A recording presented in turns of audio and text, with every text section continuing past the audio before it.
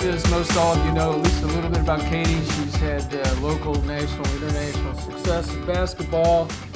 And why not have her come and share some of the lessons she's learned through all of that? She knows that Rotarians really like to understand business as well as sports, as well as anything else that can provide information that they can apply in their lives. We're also going to talk some about diversity, which is obviously interesting and important topic these days. And again, with Katie's experiences in all her venues in basketball, she's got a lot to share with us about that as well. Let's little quick introduction though. Katie, you were in the Olympics. Tell us about that. This is the bio. Thanks. I was, and I actually brought my medals there at the front table. So when we're done, if you guys want to take a peek, you can. I was in 2000, 2004, and 2008.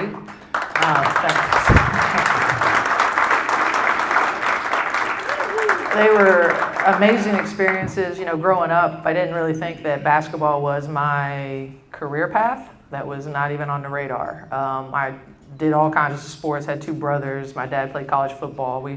I did ballet and tap. I was in 4-H. I mean, we just did everything. So basketball was not, it just wasn't there. Besides, I had fun. But then as I started watching the Olympics and started to get recruited and started to go up through the ranks of junior high, high school, it definitely was a goal. I was like, man, I want to be an Olympian. You know, I wonder how they get there. So once I got into college and the tryouts and different training camps and different competitions that happened, finally kind of paid my dues and worked my way up and was able to represent my country.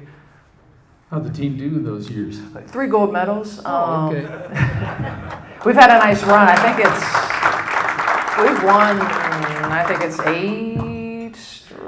7 or 8 straight. The ladies have had a real fine history, and most of it's because the players really we want to represent our country. The best players want to play, and the main goal is to win a gold medal.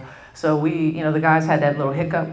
You know, they had a little bronze and things. The ladies, we really, they just buy in. We buy in. We want to do it. We give the time, and it's just been a special experience because I feel like I represent Logan, all my people that helped me through the years, Columbus, Ohio State. You know, when I was at the Olympics, it felt like I won a gold medal for everybody who's ever been a part of my career. Beautiful, beautiful. You did a little ball in the pro ranks. Yeah, a little bit. Why don't you tell us about that? So, 17 years of professional basketball. Again, my dad's a Rotary member, and he actually would have came today, but he was in charge of his program down in Logan. I thought I was going to be a dentist. Went through college, pre-med, took all that, applied to dental school, and then here are 2 leagues that started right when I was a senior. So timing also helped. That always, I'm sure you guys know, that timing is part of some success. So 2 leagues started right when I got out of college, and all right, why not? I love it. I'm good at it. I thought, all right, I'll play a few years, become an Olympian, and then I'll go back to school and kind of get a real job, as my dad says. He's always like, you don't have a real job.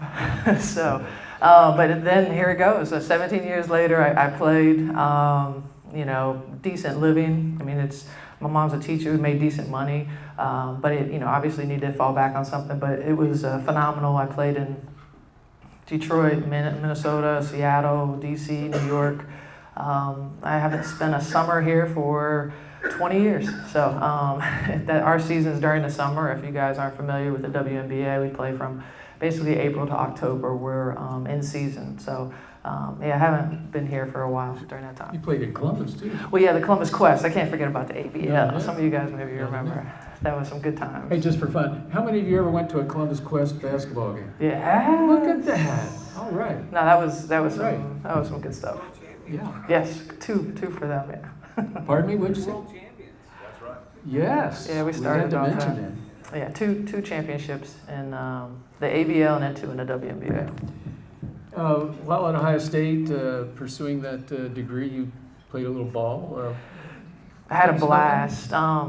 Being recruited an Ohio kid, I came down to Stanford and Ohio State, and for me it was staying at home, were my family, my hometown, and I figured if I kept my nose clean and worked hard and had the success that I thought I could, that those relationships, those bonds, those connections would last forever. So that's why I stuck around. I figured if I went to California, nobody'd ever see me say, "What happened to that Katie Smith kid?" So I wanted to stay here, just have that connection to the state, my family, and all that. So had a blast representing Ohio State and playing for Nancy Darsh. We made it to the Final Four my freshman year. Didn't get back the rest of the years, but it also was a lesson learned that it's pretty hard to win and be a champion at any level. So taking advantage of the opportunity and enjoying the ride when you actually get those opportunities, because they don't come around very often. And after all that, now you have a living doing what? And by the way, where were you last night? Oh, I was down in Dallas. I worked a Baylor at TCU women's basketball game for ESPN. But what I do now, I finished up basketball. As I said, basketball, I didn't think it was going to be my career. And I didn't think coaching was going to be my career. I always said, I don't want to be a coach. I've been doing this forever. I want to do something different. But here I am. I coach. So I coached in the WNBA for the New York Liberty. This will be my 4th year, and I'm the associate head coach under Bill Lambier, who him and I have a long history. I played for him for quite a few years in Detroit and then actually in New York. Another Buckeye, Herb Williams, is an assistant coach with our team, and it's been a lot of fun getting to know him just as a person and also just a basketball mind. And then I do TV for ESPN, a handful of games, do some tournament games. So it keeps me, busy, keeps me out there, keeps me watching the college kids, which is part of our job. Coaching is watching the seniors and scouting for our upcoming season. But I enjoy it. It's challenging, just like anything. It's a lot of time and a lot of thought to try to get a group of ladies to do the things that you would like them to do. No comment. I was never like that. I always listen, and I'm sure I was always, easy. Oh, that's good. We're going to hustle through a bunch of this because I know there'll be a lot of questions, and we'd really want to have that dialogue. A lot of lessons learned through all of that. Let's focus on just a couple that have application to business, and to management of Rotary clubs, and all that. Talk about goal setting, for instance. How important is it? How do you do it? I don't know if I have the answer to that, but we all need to have vision, right? I mean, there has to be something that you want to attain, or you kind of just out here, just kind of going through the motions. I do believe that you have your eyes set on something, but there's a lot of things that have to happen, to get there. All the small steps, all the short term. Well, I was working with somebody about my bio, because being a professional athlete, now moving into a different world, the athletic part is done. The awards, the gold medals, and great. We can talk about that all day, but it doesn't get me to does somebody want to hire me? What can I do for you? Yeah, I played basketball. So somebody I was talking to said, think about, and I also got my master's in dietetics. And I'm trying to figure out how to use it along with coaching. I'm going to stay in the coaching ranks. And I understand that path. You work yourself up, become a head coach. But with the dietetics, I don't really know how to create something. And she's like, think about what you would want it to look like. Don't worry about money. Don't worry about people involved, resources, time. Don't think about any things that would limit it. Think just about how you would want it to look. Like, what do you want to do? Where you want to do it at? And then work backwards.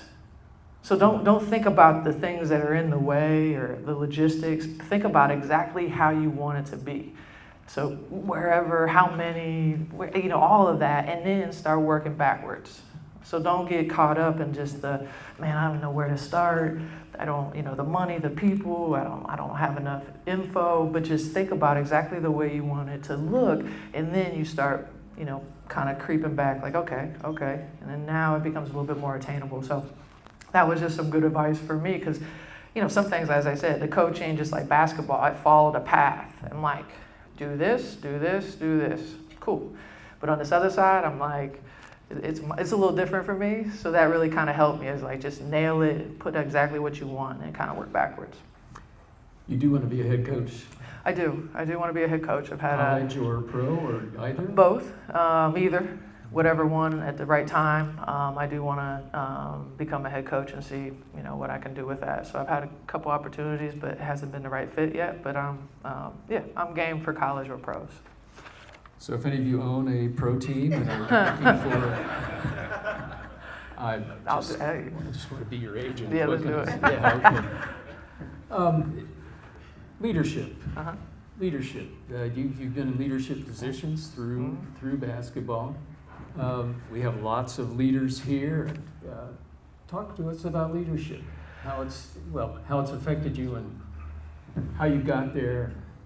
Biggest challenges. Yeah, gotten better over the years. I know. I think people who are successful, everybody in the room, are sometimes very singularly focused. Right? You're so caught up in being good at what you do, and that was kind of me in basketball, probably through college and probably initially in the professional ranks, because I know exactly what I wanted to do. Like, I wanted to be the best I could be, so I really didn't care. Like, either come on and jump on board or I'm out. Like, I got things to do. So that was more my thought. As I got into the pro ranks, and I just was school and basketball. And I had my friends, but I didn't probably open myself up and bring people along as much as I could now looking back. But when I got into the pro ranks, as I said, got along with everybody, but it was sometimes more like, why aren't you doing your job? Like, come on, like, you guys gotta do this, or, it's you and then me.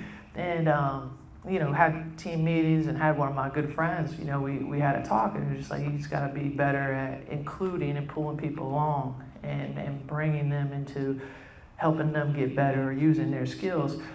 So I did kind of change probably became more, not vulnerable, but just accepting and doing things with people, really listening. It's we, not you and me. It was just more of a, if I did say something negative, I would come back with a positive, like, you got this. And then another thing is I couldn't say anything. I think that's probably why I was always nervous to say something, because if you're not taking care of everything in your world, like, you can't demand something from somebody else. So like in basketball, if I'm not doing my job on defense, like, I can't ask you to stand up and, call you out. So part of it is just being confident in that you're doing your job. Yes, you'll make a mistake, but you have to be consistently showing up every single day, doing what's asked. And that was, I think, probably a fear, is just like, I can't ask them to do it, because then they're going to look at me. And then they're going to say, well, what are you doing? So that means you have to be on your game. So that was, the thing is, like, I can't demand of you something I'm not going to demand of myself. And I actually have to show up and do it every single day. But I prided myself on that, was able to do that. And then people, they'll trust you and they know what they're going to get from you every day. So I definitely grew as a leader, and it was more of that confidence of the work you put in, knowing that if they look back at you, they can't say anything other than, well, you do your job every day, so you can demand that from us. And I also think leadership is look at yourself first when things are going poorly, if things aren't working well. I was reading a book, Good to Great. I don't know if anybody's... Yeah, the mirror in the window, right? When things are going bad, a great leader is looking at a mirror, and when everything's going great, you're looking through a window, because it's everybody else.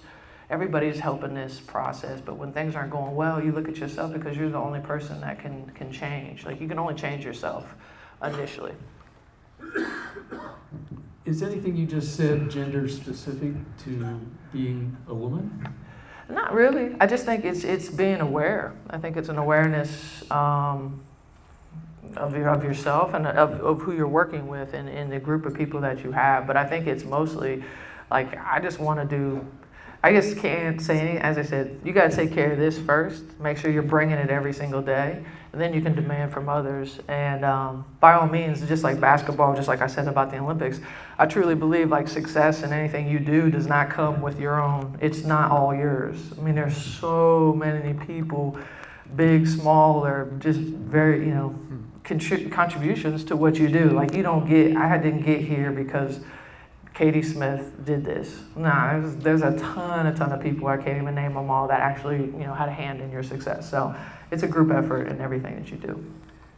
Well, like Doug Gowdy helped you get through that one course. Yeah, no, he's right. You have partners, so That's right.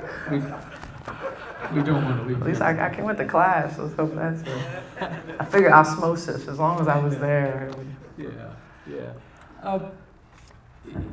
Because of all your experiences, you've had lots of really intense relationships with people of color, different ethnicities because you're international, nationalities because you're international exposure, LGBTQ. I don't have a specific question other than I think from your vantage point, it'd be interesting to hear lessons you've learned. I mean, coming from Logan, Ohio, and it's not exactly the most cosmopolitan, internationally, okay. Yeah. But, you were thrust into those relationships, and talk about those some. I think initially I don't know, when I go back, it's just like an open mind. Like both my parents are from Cleveland. I grew up in Cleveland, ended up at Ohio University for college and thought Southeastern Ohio would be a great place to raise kids. So that's a little bit of an implant in a sense. But as I think them exposing us to other, like, as I said, we were in 4-H and whatnot, but we went to OU all the time, to basketball games and theater. We came to Columbus. Duke did the same. We were just always going places and getting exposed to things. I think it was that respect. I think that's the bottom line, is respecting people. Everybody, what they're doing is they're putting in work. I don't care if you're a professional athlete or you're, the janitor. I mean, everybody is working. Everybody's doing as well as they can do. So just respecting everybody and what they're going through and what they're doing in life. And for me, it was just a very easy, I just always wanted to learn. I just wanted to get to know people. I wanted to appreciate people. So just accepting people for who they are. We have teammates from single parent homes, mom and dad were gay, straight, people were married, not married. I mean, you're just from the country, the city. It's such a cool environment to just listen to stories, listen to where we're alike and where we're different, understanding the humor. There's things I understand, there's things I don't. Going to dinner and the holidays at people's houses and the different food, and it's just some stuff I like, some stuff I don't. And they laugh at me, and I don't tan. I mean, I'm over here sunscreened up. I mean, we just have such a great time. And as I said, most of it is just respecting and accepting people for who they are. And not making fun of each other, but in a way that you care. But I think it all builds on genuine relationships. I mean, you gotta at least get to know somebody, and it doesn't have to be everything personal, but you at least have to connect with people and understand, who their family, who's their significant other, and are you going home for the holiday? Just anything to connect with somebody. I think those genuine relationships with people. And as I said, they don't have to be real deep, but you at least have to have those. But it's just the respect and accepting of folks. And as I said, I think my mom and dad did a great job, because I love diversity. I love just learning and getting to know, because I just see the world through my eyes and my experiences. So when and I've traveled a lot, which I'm thankful for, because you do. I mean, I've lived overseas, and so those experiences broaden my view. But say somebody hasn't traveled as much, then you got to listen and be aware and take that stuff in and understand that we all live different lives, and everybody's experiences are different. So you can't judge and say this is the only way, because everybody's going through something different. So it's been I've had a blast, because it has. Like, my world, I feel like, is huge just because of all the experiences I've had. What do you think? You think we'd have a less contentious society if everybody had that same approach? not so bad. I'm going to go out there. Let's Want some questions? let's do some questions. Will your coaching style at all be like Brian? And I don't know if he still lives here in Columbus or not. He has a place here in Ohio. His daughter plays at Ohio University now, but Ohio's kind of always his. Brian Hagler played at Wittenberg. He just coached the WNBA LA Sparks to their World Championship. He coached me here in the ABL and some other places, but great coach. Definitely doesn't smile a whole lot. Him and Bill, I mean, I'm really set up for failure. I got a T this last year as an assistant, so I just go ahead and I got a little of both of them in me, so I don't know if that's a good thing. You're so political. I can't tell you what I said, any curse word. I got fined $250 for a T. How much of a gap is there between the OSU women's basketball program and the UConn program? Yeah, okay. Talent-wise, there's quite a few programs that are close to UConn right now. I mean, you talk about the game tonight, you're going to have South Carolina, I think Baylor, I think Ohio State, who else? There's a couple Florida State. I think talent-wise, there's some teams that man for man, woman for woman are pretty much right there. What he's developed and what he demands on a day-to-day, the discipline that he demands from them every single night is just a little different. They're up 50 and they don't stop playing hard. They don't play to the level of competition. I mean, their conference isn't great, but they execute attention to detail at the highest level that I've ever seen, the most consistent level. Most other teams will have a patch, a spell where they're high and then it'll drop a little bit and it'll go, you know what I mean? There's these waves. For them, it's that consistent execution, attention to detail, and effort is on this. It's all the time, no matter who they play. So they're always kind of playing against themselves, right? It's not who you play, it's how you play. Right? You shouldn't worry about who's over here, what the score is, or whatnot. It should always be trying to aim for perfection within you individually and as a group. So I think there's some talented teams. I just think just have a mental toughness and the discipline is on another level. I'll take you on an imaginary journey. You're on the playground. Uh-huh. You've been involved in basketball for 25 years. Uh-huh. You can pick any 4 players to join you on the dream team. Any 4 from your entire time with basketball. They can be at their peak. They're all instantaneously. Who would they be? Name 4. Okay. Top of line. I'm gonna go ladies because we're just DT Diane Taurasi. I may go Dawn Staley. Give ourselves a point guard. DT and I are shooters. We need another big. I don't want Lisa now. Oh well, she would drive me crazy. Swoop. So we need a little bit of size. I want to go Della Dawn. Who we got right now? I may go Catch. Tamika Catchings. She's kind of that. She'll do all the dirty work for us while we shoot. So you know what I mean? It is hard to demand. Like Kristen Watts here, she played at Ohio State, and myself, I think some of the things our coaches did, today, I mean, they probably fire the coaches. I mean, they weren't doing anything physical, but they literally were. I think most of the drills, you guys probably a lot of people are athletes. A lot of the drills you did weren't necessarily physically. This is best for basketball or football. It was to mentally break you a little bit, to push you to the point where when those tough situations happen. So some of the things weren't we just need to run. No, it was partly to break to make you even more mentally tough. But yeah, you're right. It is. There's some more sensitivities today. Players want it to be a little easier. They want to be stroked a little bit more. And you're right. It is. It's tough because if you do push too hard, the transferring is.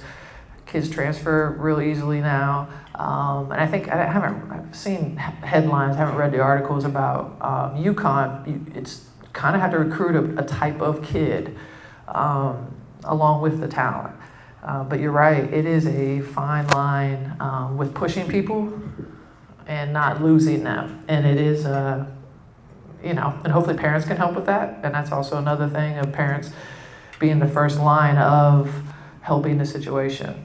not being also part of the problem in a sense. So he's exactly right. There's a lot of intricacies to all of that, but it is a tough situation now. For being a shooting guard, you always have those quirkinesses we know about shooting guards people play, but tell us some of your superstitions, pregame routines, for all the points that you scored. Yeah, I would get in a rut of eating the same thing if I, played well. Socks, I would wear kind of the same socks. Like an under, bra, but like another tank top. And then sometimes you'd be like, this does not help. As I got older, I'm like, none of this really makes a difference. I bought in for a minute, and it's just like, yeah, I gotta have my hair. So maybe hair probably is the biggest thing. I had to braid over in high school, and it had spurts, but there wasn't too much that I wasn't like a super superstition, but I did have a couple of those things where I would go through a patch, and then all of a sudden you played terrible, and you're like, well, it must not have been the socks or something. So I did. I mean, when I definitely went through those, but I realized that what I wore didn't really matter. Who are, in women's basketball during your career, who are the best leaders? Best leaders? One is Dawn Staley, who's a coach at South Carolina right now. She had a knack to, she's witty as I don't know what. I mean, she always would have me cracking up, but she could yell at you and make you, but she'd also make you want to make the next shot. Like she would say, you got to keep shooting. You know what I mean? She just brought it out of you, but had that tenacious, competitor. So Dawn Staley was one. Diana Taurasi is another, who just will do anything, and just her persona. Like she always just makes you feel like, you're a superstar. Every single one of you are superstars. So those are two that really, really stand out. Are honestly Dawn and DT are two of the most that I'll probably run through a brick wall with those guys. So those would be two. Thank you. Gender neutral question. How can you have an excellent athlete, basketball player, who can be running down the court, shoot the ball, and just put it in the basket a high percentage of the time, go to the free throw line, and it's an entirely different story? What goes on? How does that change? I really don't know. Maybe it's isolation. It could be a mental thing. It really, they have sports psychologists to try to help you out. It's, try to get you to do the same routine every time. I don't. It always surprises me when you do have a shooter who shoots the ball really, really well, or is a great three-point shooter, and then gets to the line and they shoot like 60%. It's just like, man, what's a miss? So no, I couldn't tell you. I think it's different for everybody. Some people aren't good shooters any which way, but the ones that are shooters, and then they get to the line, I think it's probably more mental than anything, or just the pressure. So. Do you have time for? There was one more here. Yeah. Are you going to explain why and how I beat you in that game of horse the first time I met you, about 20 years ago? I think I let you. You got to keep people's confidence up. Hi, I have a 7-year-old little boy who is playing basketball right now. What would you tell little kids that are starting out? He loves it and the competitiveness and everything, but what would you try to instill in these little kids as they start their sports Fundamentals, don't shoot three-pointers before you can shoot a regular jump shot, or make sure your ball handling's good before you start going between the legs. Just the fundamentals and being versatile, being able to do everything. So that the bottom line would be just get your nice base, and then on top of it, understand the game. It's a thinking game, just like any sports. There's more to it than just putting the ball in the hole, working together as a team. But the fundamentals are the biggest thing as a kid. Just understand the skills that are involved, and then, being a good teammate. So. Katie, thank you very much. We have made a contribution to the Rotary Foundation in your name. Thank you. This meeting is adjourned.